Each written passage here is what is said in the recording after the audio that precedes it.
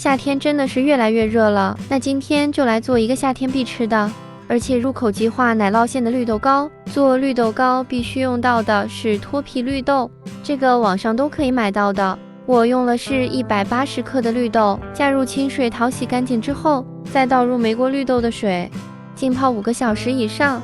看一下泡好的绿豆，每一个都是胖鼓鼓的，控干里边的水分，放入蒸笼里边，尽量给它摊得薄一些。上锅蒸40分钟左右，再来做奶酪馅。80克室温软化的奶油奶酪，加8克白糖，用铲子搅拌均匀，让白糖融化。我又放了10克的蔓越莓干，这样吃起来就是酸酸甜甜的。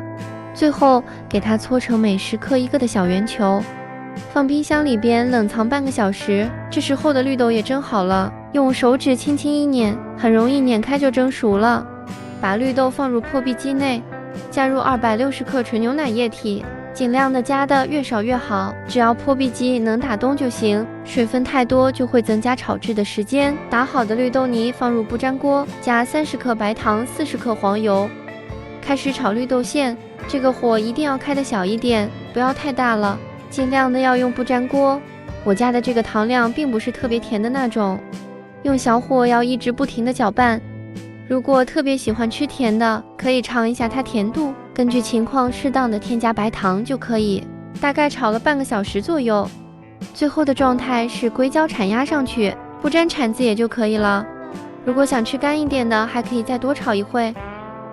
今天来做2个口味的，给它一分为2，其中的一份给它做个粉颜色的，放了一点草莓粉，料一点食用色素。如果家里这些都没有，可以选择做原味的，有抹茶粉的也可以做成抹茶味的。